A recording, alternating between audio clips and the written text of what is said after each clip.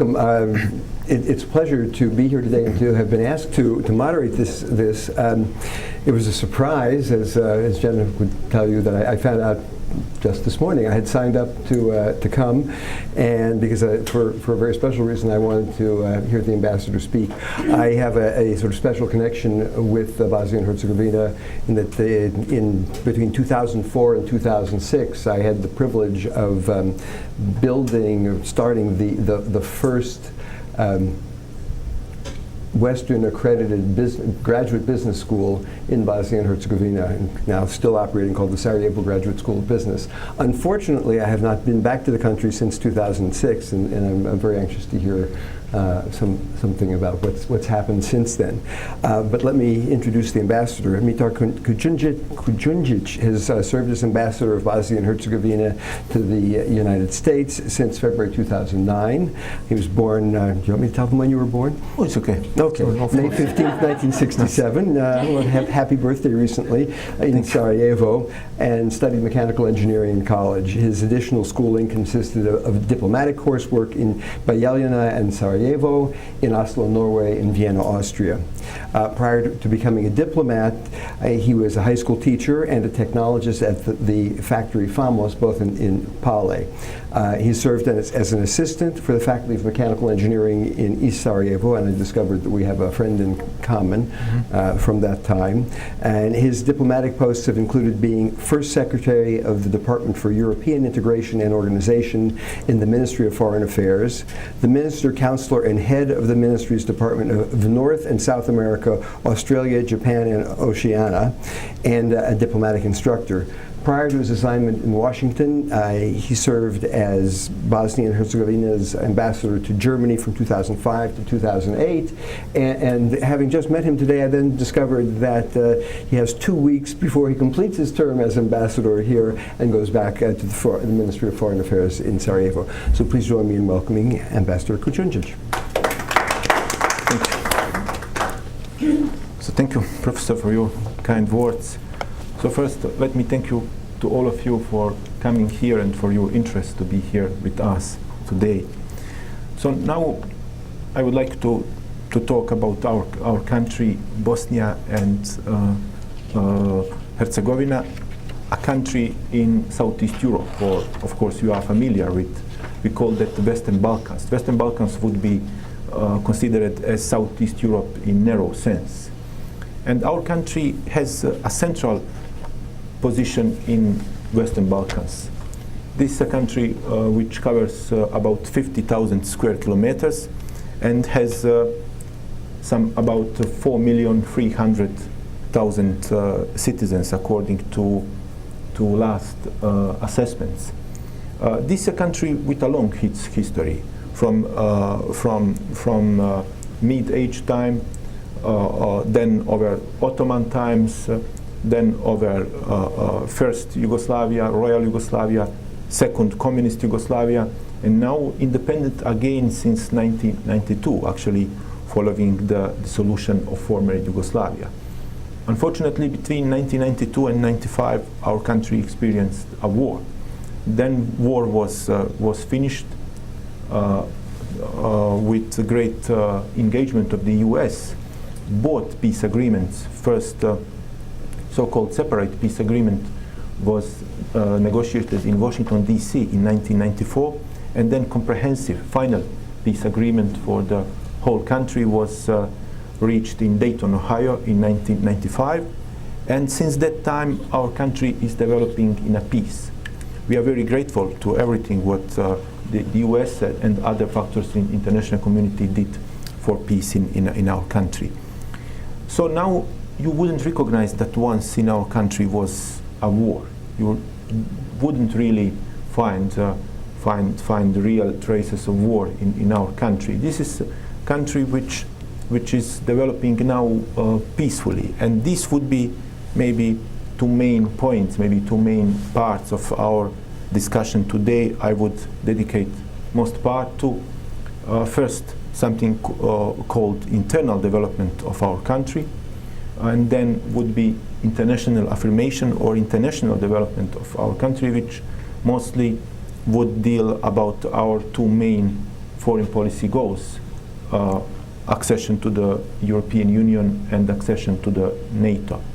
So this would be for this introduction of today's talk, and maybe we would be able maybe now to proceed to these parts. And so, Professor. You started to talk about the war, and my first trip to Sarajevo was probably in March 2004. Mm-hmm. So the war had been over for a while, but for someone coming from Wilmington, Delaware, I was a little unsure, and I asked the first question I asked people is it going to be safe there? Mm-hmm. And the answer I got was, stay on the pavement, which I thought was a very strange answer. Stay on the pavement? Stay on the pavement. Don't walk on the grass. The reason? 1 million unexploded ordnance, mines. And my wife was quite shocked when I brought back a picture of me standing up to my knees in a field of grass. What are you doing? But through the time there, I did stay on the pavement pretty much, except for running occasionally. And I always felt quite safe, but there was some tension that one could feel, and every time I crossed from the Federation to RS, I had a little trepidation. What is the sort of stability and security within the country now, and sort of just as a side issue, have they finished the mine cleanup? Mm. Yes. Actually, you are right. But maybe just mention to some elements of this part of history. The war in our country from 1992 till 95 was probably the most unfortunate part of our history as a whole. This war actually came in a very complex situation at the time when former Yugoslavia collapsed, at the time when the communist system in Eastern Europe collapsed. This war certainly did not start for having arch disagreements among people living there, because we are a complex country, we are a mixed country, we are a country constituting of three main peoples, or three main ethnicities, or we call them sometimes nations. That would be Bosniaks, which are in percentage slightly less than 1/2, then Serbs, slightly more than 1/3, and Croats, slightly less than 1/5. So these nations, these ethnicities, have lived together through centuries, through even a millennium of years. It should not be said that their living was a permanent state of conflict. Definitely, it was of course not a perfect harmony during these centuries, but we can say that this was together living, having some problems living at the same place, but still living together, and maybe not in perfect harmony, but still in understanding. However, at the end of 20th century, as said, this unfortunate part of our history came. Now even the political forces, or even some other subjects there, differ on some character of that conflict, and so, of course, some of them think that it was the conflict was produced by some others. The other thinks opposite, and so in general, what we can say that before that point when they differ now, we can say that basically conflict started after these political elites at that time in power, freely elected at the first free election, since the time before World War II. At that time in power, were not able to find compromise, to find solution on common living further. So this basically was how the war in our country started. They negotiated for about 1.5 years, and their negotiations eventually failed, and the war started. After that point, they differ what was the character of war, because for some, it was an aggression of neighboring countries. For the others, it was simple civil war. But now this is, as said, the part of history. This just we left this part actually really to the past, and we are developing further. We can say now that we succeeded to establish a country which we can say pretty safe, pretty stable. There is no possibility, no prospect of any renewal of the conflict in our country. You wouldn't actually see in our country that there is any even any potential, any capacity for a future conflict. So we can say it is in many ways stable. We can say that there are also many factors which influence that our country is now we can say pretty stable. But really, it was estimated even by many international observers and actors. A renewal of the conflict in our country is not in any prospect. We can say freely. Of course, some remnants of the war remain, including this problem with landmines. When the war started, we had about 2 million of landmines still in the soil. In the meantime, we succeeded to clear about 3/4. So about 500,000 remains today. Why the problem was so huge with the landmines? Because of all armed conflicts in former Yugoslavia. You know actually that there was basically 6 armed conflicts in former Yugoslavia. First was Slovenia, second was Croatia, third was in our country, fourth was Kosovo, fifth was southern Serbia outside of Kosovo, and sixth, the last one, was Macedonia. So of all those armed conflicts in former Yugoslavia, our conflict was the heaviest, with the most people killed, even up to 100,000, and complex in many ways. So this is, for example, a reason why so huge number of landmines remained in our soil there. But we are working on the clearance of the rest of those mines. Of course, this field are marked. We are working on that with great support of our international friends, including US. US engaged much in clearing of landmines in our country, for what we are very grateful, of course. And really, we are going forward. We can say that our country is now stable. Unfortunate past we leave to history and are going further. If I could just follow up on that, one of the things I learned in Bosnia was that historically, and particularly in Sarajevo, historically there was great mixing of among the three, not only just among the three ethnic groups you mentioned, but others as well. As an aside, I happen to be Jewish. I went to the synagogue in Sarajevo many times. It's the only place where I've ever been where the two sides weren't men and women, but Muslims and Jews, and because in fact the families were married, were intermarried, and that seemed to be a pattern throughout much of society in Bosnia and Herzegovina pre-war. That obviously stopped. Are you seeing a return to the, if not marriage, the close relationships across ethnic lines? Yeah, even. The most unfortunate part of our history, including the recent one, they were not able to decisively damage relations among our people there. So it means that even during the war, of course, the telephone lines were broken among different disintegrated parts, but still somehow the people reached their friends or relatives because of, you mentioned mixed marriages before, and so, for example, via so-called radio amateurs or via Red Cross mail, and so, excuse me. So the people, even during the worst period, retained connections.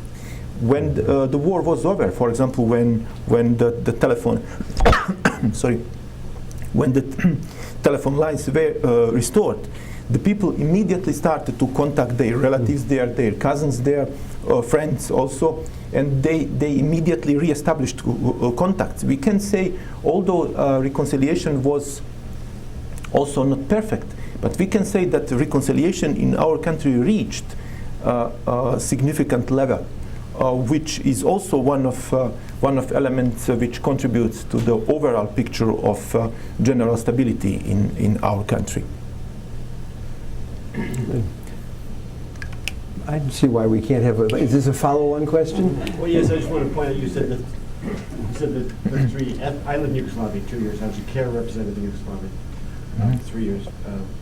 Taken probably, but I would have. You said the three ethnic groups. I would say the three religious groups. You're same correct. Ethnicity. Yes, you are correct. That's all I want to say. Yeah. Yeah, it happened basically in our country. It's almost in the whole Balkans that almost 100% of one ethnicity is of the same faith, except that some people are, of course, atheists. But apart of atheists, there is no significant number of any particular ethnicity which does not have the faith what the main part of that ethnicity has. So it means, for example, in case of our country, almost all Bosniaks are Muslims except atheists. Mm-hmm. Almost all Serbs are Orthodox Christians except atheists, and of course almost all Croats are Roman Catholics except atheists. With the remark that we have also some other, this would be constituent people with collective rights, while individual rights, of course, are given also to people not belonging to those constituent nations. So minorities in our country would be, for example, considered Slovenians, Macedonians, Montenegrins, Albanians, Jews, Roma, Ukrainians, Germans, all of them are considered as minorities in our country, but with collective rights would be given only to those main constituent people, Bosniaks, Croats and Serbs, while the individual rights, of course, are given to all of them, all citizens. Okay. If I could switch and talk a little bit about sort of governance within the country. I'm not sure how many people here know about sort of the structure of governance, the Federation, the Republic of Srpska, and the overlapping sets of ministries. One, as sort of a business person or business educator, one of the things that struck me was the cost of running this overlapping structure. And I'm wondering, are you making progress? Where are things now? Yeah, basically our country is a complex country. It happens, it actually comes from its natural structure, although it was actually accomplished by Dayton negotiations and by, as said, preceding separate peace negotiations in Washington 1 year before. But the structure of our country is basically that it consists of two parts, or we can say like two federal parts or quasi-federal parts, because it was not officially declared as federal parts, but still we can consider so. So one of the whole country has the name only Bosnia and Herzegovina. It happens actually that some countries doesn't have determination or called like Republic, Union, Confederation, Federation. Some of them have only the name, like also some countries in Europe as well. For example, Montenegro, Romania, Hungary now, also they don't have determination republic or so. So in our case it is called only Bosnia and Herzegovina, and it consists of two, as said, federal or quasi-federal parts. One is called Federation of Bosnia Herzegovina, another is called Republic of Srpska. And while we call them entity, we don't call them federal or quasi-federal state, we call them entity. So while the entity of Republic of Srpska is a unitary entity itself, another entity, Federation of Bosnia and Herzegovina, is a complex entity itself, because it consists of even 10 sub-federal parts called cantons, with also substantial quasi-state powers. So basically we have three state level competences: the whole state, entity level, and cantonal level. And then it came local level, we call municipalities, or in some cases municipalities are actually making a city. Is that structure a help to economic development, or does it get in the way of economic development? Yeah, some people argue that to some extent it's not easy to maintain all of these actually state structure and many organs, and so still this is the part of the constitution of the country. Let's say it would be very difficult to, I would say, to advise any federal country to simplify structure, because it would be connected with some other aspects in that country, which is probably not acceptable for the country itself. But at the same time, of course, maintaining in regard of budget and so is also given to certain levels. So every level, excuse me, is maintaining its own government. Although actually the budget income is from the joint collection of the income of the country. So they on a joint level they connect incomes, and then they distribute them to the various levels. So this is how our financial structure of the country functions. Excuse me. And of course, always you can simplify something, but maybe at any simplification, the question is whether it would correspond to the interest of every part of the country. Probably what we have now is something what actually is inherently coming from the nature of the country itself. Probably this was found as something acceptable for all in our country at the time when it was decided about it. But of course, in almost every structure, you can always find some ways to improve something, and there is some discussions ongoing in that regard. Okay. So we will see actually how it would develop in the future. Let me ask one question about the economy, and then I'd like to switch to international developments. How is the economy? Is it growing? Is it are you suffering the malaise of much of Europe right now, or? Yeah, we must admit that the economy is not in good shape now. The reason is basically that we never recovered from the war. So in the meantime, we never reached where we were, for example, in 1992 or in 1991 when the solution of former Yugoslavia started. We had, excuse me, we had substantial growth, but then in 2008 we were hit by the world economic crisis, the second wave of so-called, and now we are also hit by the second economic crisis in Europe. So we are not in good shape regarding economy. We are striving efforts. The good elements is that we have a pretty good position regarding energy. So we don't have real problems with energy. The fiscal economy actually is a problem in our country. Lack of foreign investments, not having revival of big companies from pre-war time. Yeah. Another good element is that we don't have really foreign debt, so it's not probably the big problem for us. We are even under present circumstances, we are almost easily servicing our foreign debt, which is mostly a part of inheritance from former Yugoslav foreign debt. Okay. I think we have a follow-on question. Just wait for the microphone for a second. My name is Dan Starkman. I'm a student. On the subject of the Bosnian economy, I think for a while it was widely assumed that most of the former Yugoslavian constituent countries would follow the Croatian model, reform the political system, liberalize the economy, and follow the Euro integrationist path. But considering the what we're seeing now, the sort of effects of this sort of almost neoliberal integrationism, and the effects we're seeing in Greece and Spain and Portugal, what is the mood now in Bosnia with regard to following that sort of path?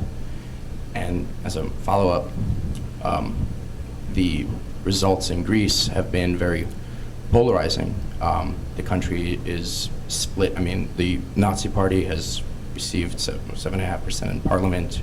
Then you have the rest of the far left. It might not, if a similar crisis would result in Bosnia, might not the cleavages come out along ethnic lines.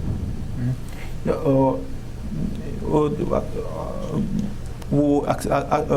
approach or accession toward the EU is one of two main foreign policy goals of our country, as said, together with accession toward NATO. And of course, we are following developments in the EU currently. We are aware of economic problems the EU has. Still, our commitment toward the EU is not wavered, so it's not disturbed almost in any way. Why? Probably because our level of economy is actually even below level where we expect to get upon final admission to the EU. So it means basically that we expect to benefit of our approach toward the EU still, regardless of the present economic problems of the EU. Of course, as not yet being part of the EU, we don't participate in any discussion regarding EU economic problems or so. We are just following that. But as said, our commitment toward EU are not disturbed in any way, and we are, of course, fully ready to accept all requirements. Just in some way, a question how long we would need to perform all required for adopting so-called acquis communautaire, European standards, and so. But there is a firm determination of our country, and we are going further toward the EU accession. Excellency, my name is Suleiman Vasti from the Middle East Institute. Let me press you on the issue of social harmony and political integration. Some 15 years ago, the late Patrick Moynihan wrote, first an observation, he wrote this book called Pandemonium, and which said after the Cold War, ethnicity would be the major problem. And we've seen it, and add to it now the sectarian strife and violence. I work on Iraq, I work on Central Asia, and you have both ethnicity issues and sectarian and intra-faith problems everywhere, even in Central Asia. I would like to listen to you, your experience, Bosnia and Herzegovina's reconciliation initiatives. How did you manage to incorporate and co-opt the various ethnic disparities and regional disparities, which could be lessons for other countries? I mean, Kurdistan, Central Asia, others. I mean, in Kazakhstan, you have IDs for Kazakh and all these things, and which is not conducive to political harm. Thank you. Yeah, thanks. For a long time, even in some historical times, even not only in the newer times, not only in modern times. Actually, it has been that question on ethnicities or nations living in our country. How do they live together there? But as said, we can say that they still have lived together. From time to time, their relations were damaged by some war occurrences and so. But when a war was over, or when a disturbance was over, they went back to reconciliation, to reconnection, to even reintegration. So we can say that in some way Bosnia and Herzegovina could serve as an example of together living. this actually has not been a place of some, as said, something like permanent state of conflict, something like arch disharmony among people living there. They succeeded. They even learned how to live together there. As said, the recent war was a very unfortunate part of history, but I don't think that the recent war was produced by ethnic grievances, was produced by ethnic disharmony or even hatred.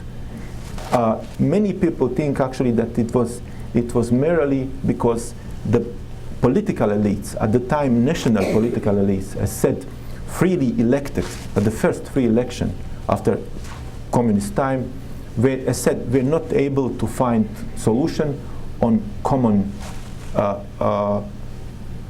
life in the post-communist time. So they were supposed to find a solution how to go together into common future, and they failed.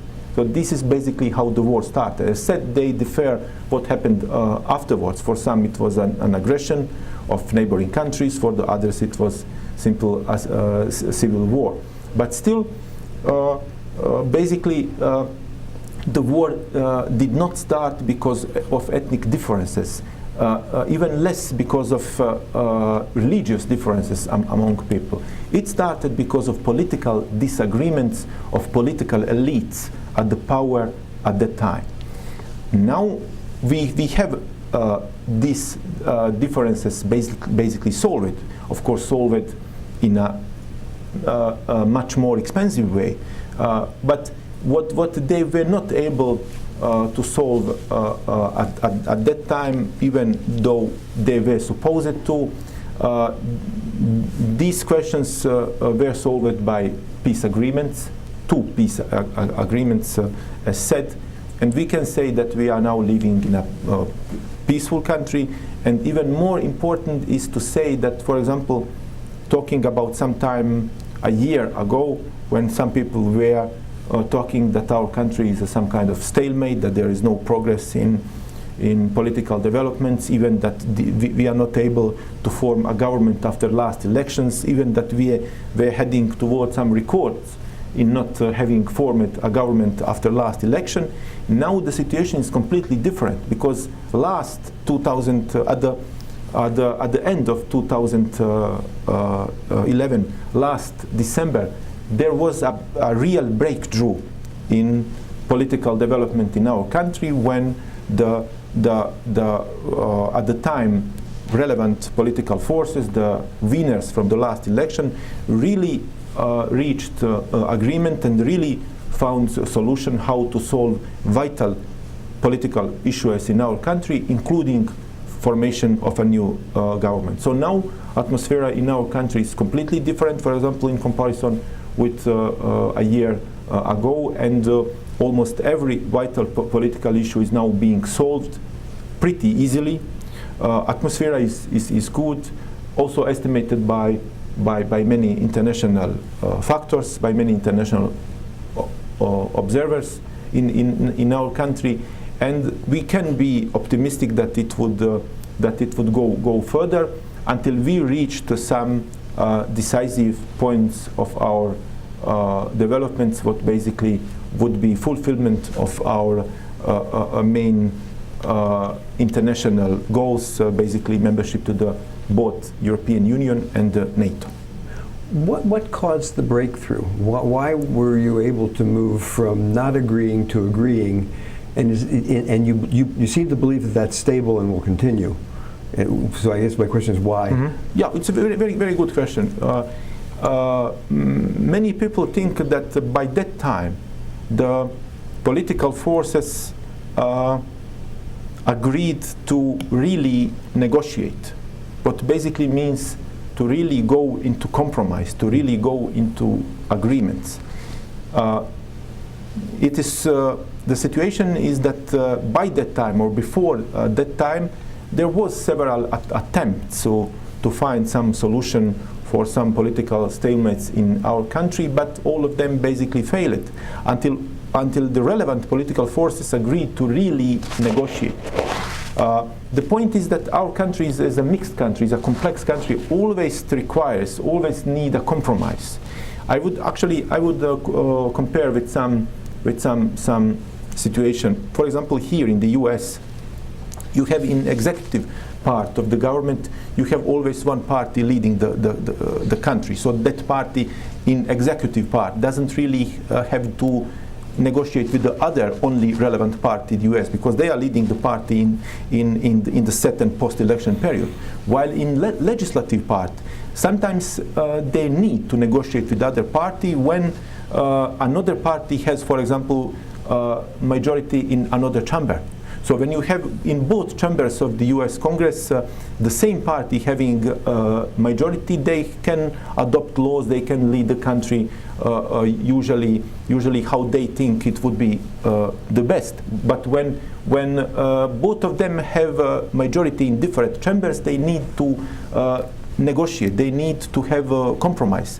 For example, in West European democratic traditions, the situation is, for example, I would compare with Germany. In Germany, you have maybe something about 8, 9, I would say, relevant parties, political parties.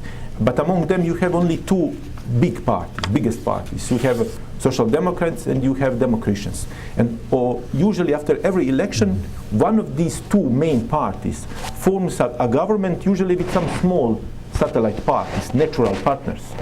But only 2 times in post-World War history, in 1966 and 2005, it happened that none of these 2 main parties was able to form a government alone or with small satellite parties.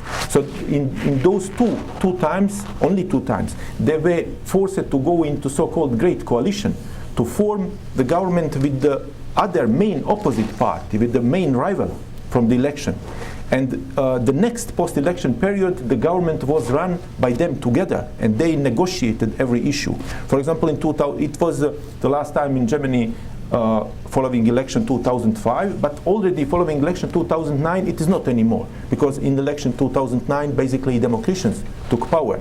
So it only happens 2 times in Germany. Sometimes it happened in legislative part in the US, but in our country, it is always. So in our country, it is without exception. No party has ability and cannot have ability after, regardless what the election results would be, to lead the country alone. So they need to negotiate with the main opposite rivals from the other parts, basically, in order to reach consensus and to go further. And probably, as you mentioned, the breakthrough from the end of 2011 was because they were really ready and able to find compromise. Why don't we turn it over to questions out in the audience?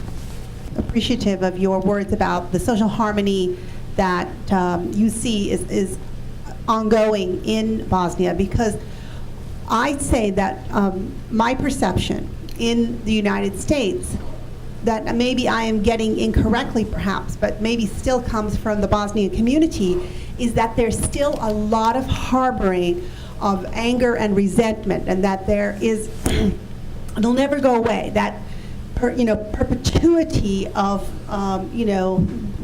really the damage that has been done. So I was a member in Chicago in 1991 when the war broke out. And at that time in Chicago, there was a large Yugoslav community, and I was a member of the Muslim community there. And it was the first time for many of us in the Muslim community to really understand that among us, that there was a Bosnian community and that they really had an identity as Muslims and such. It was a really interesting, complicated situation like you're describing. Well, since then, a lot of events have taken place.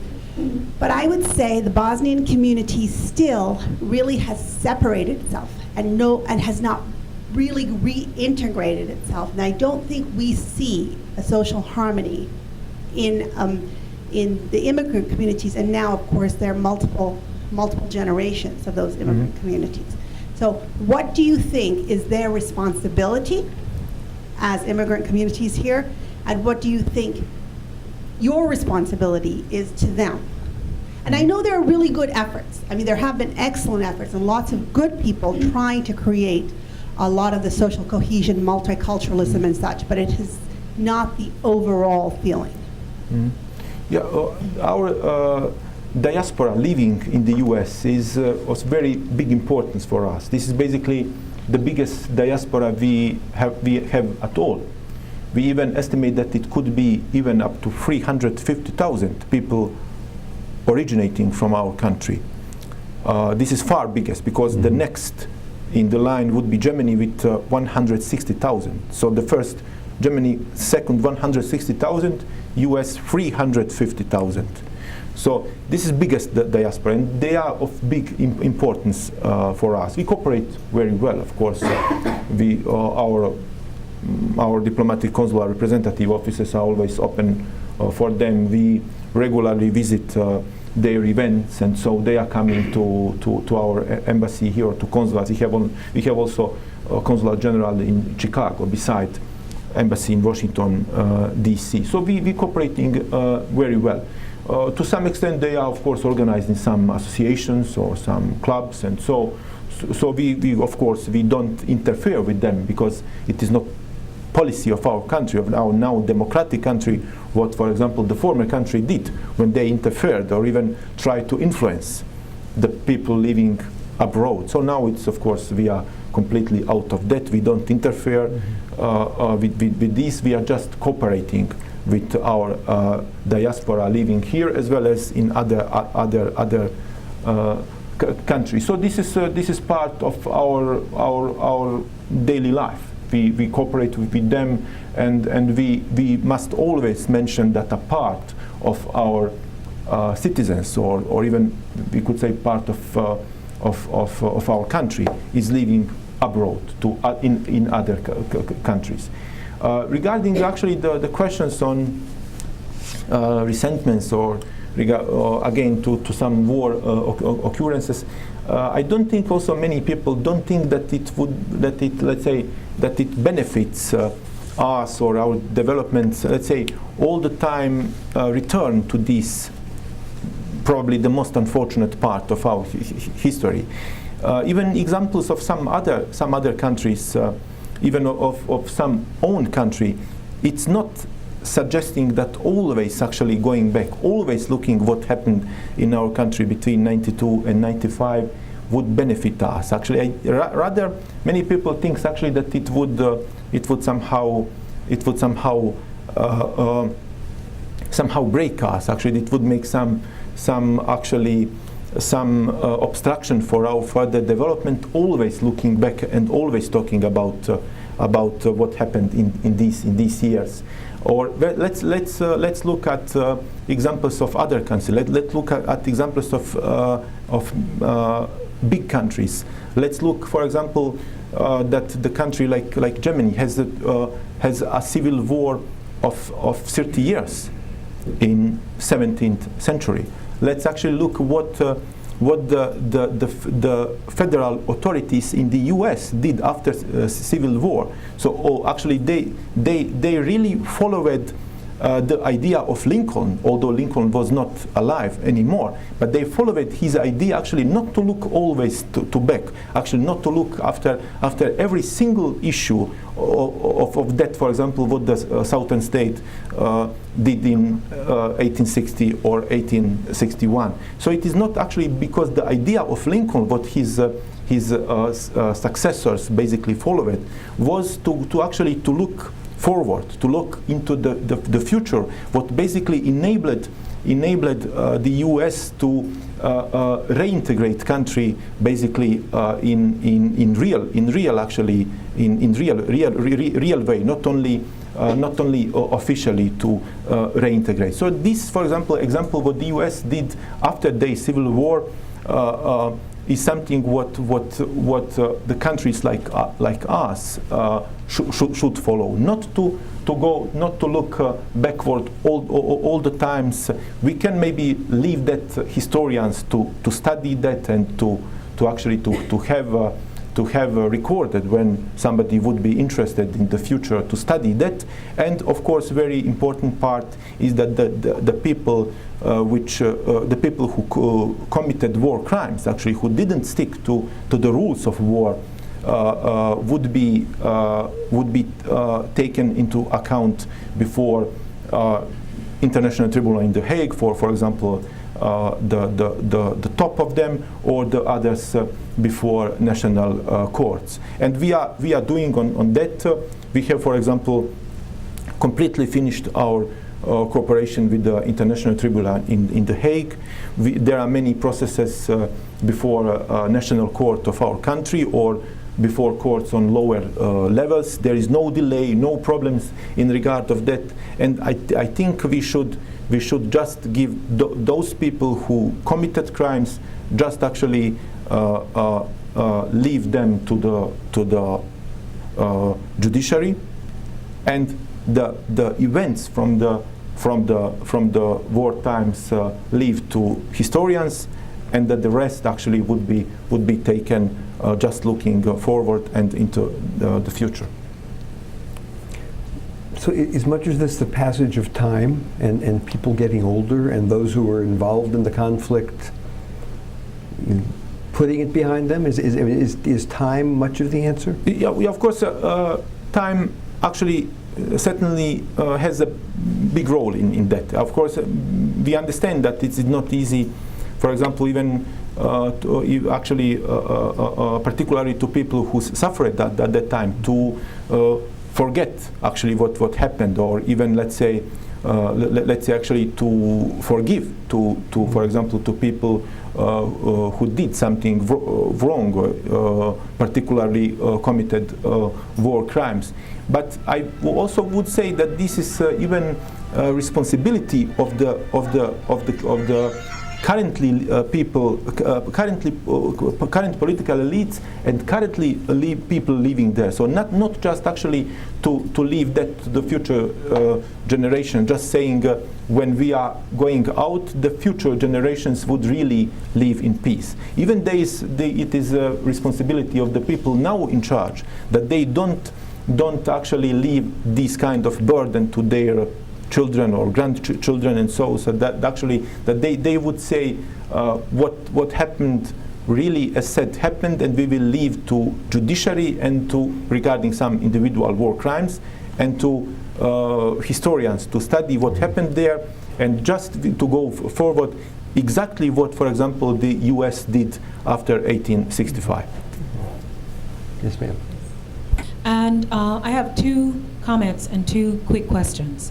I was in the Hartford Theological Seminary program a couple of years ago, and in Hartford there's a rather large Bosnian community, and we were able to go to the Bosnian mosque, and there were, I guess for Juma, about 200 men there, and as I looked at the men, I mean, I wasn't really supposed to just be looking at them, but they were right in front of me. And there were no sisters, no Bosnian sisters, and we were told that the Bosnian women come during the week for prayer, but not for Juma. So I want to find out, is that true? Do the Muslim women who are Bosnian actually come to the mosque, or if you know? My second comment is, and I thought he was going to be here, Dr. Hakeem Rashid Muhammad has done a book called The President is a Muslim. And it's not about Obama. It's about a man who's from Bosnia.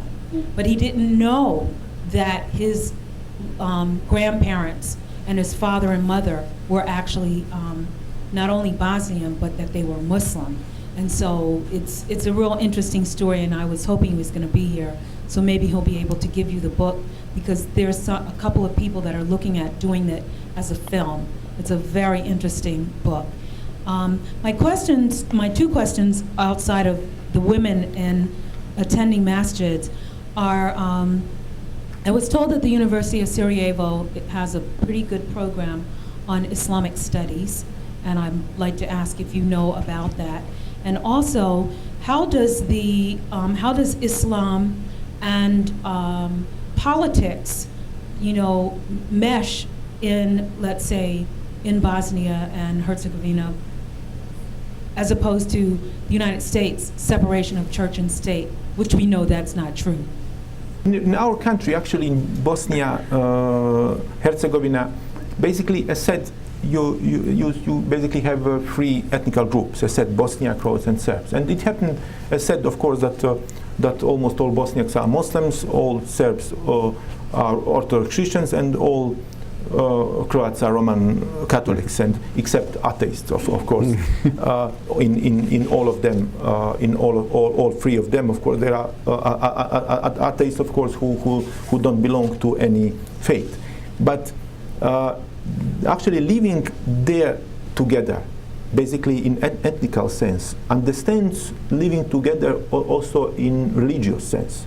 So people really during centuries learned how to live together. For example, when you ask some person belonging to one of these three main religious groups about some practice of the other two religious groups, probably he or she would know, because they live together. So basically, all of them actually know about the others. So they didn't live separately. They didn't live actually apart from each other. So they know. And let's say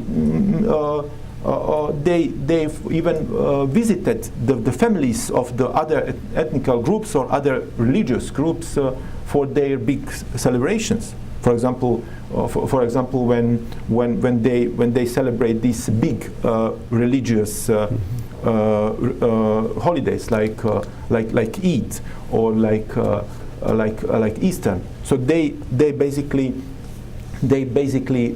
visit each other still now, because as said, after the war we can say that reconciliation reached the significant level. At the same time, of course, the practice of every religion is somehow different. But what is most important, that the other just respected it.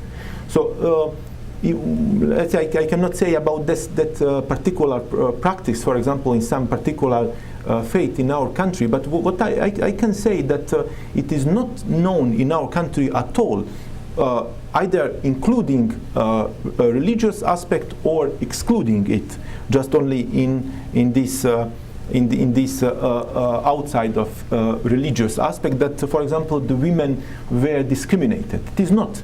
It was not known. It was not something what we were familiar with, even during communist time, even before that time, even in first Royal Yugoslavia, even for example under Austro-Hungarians, or even under Ottomans, or even before that. It is not, of course, actually comparing to what state the women's rights at that time in history were. It is not. Our country was definitely not a country discriminating women. Some people now, for example, argue that maybe in the recent time there are some movements in that regard, that people are going to this kind of separation of women and so. But I wouldn't say that this is something really taking place in our country. If you come to our cities or towns or villages, you wouldn't basically note that there is some difference, or for example on that gender background, the people, you wouldn't recognize that there is that the women are separated there, that women actually somehow are apart from men there. So it is not really something inherently to our country, and actually we can say that we expect that it would remain. And the University of Sarajevo, do they have this? There's actually there is also Islamic faculty in our country. Like you have faculties also of other faith. Yeah.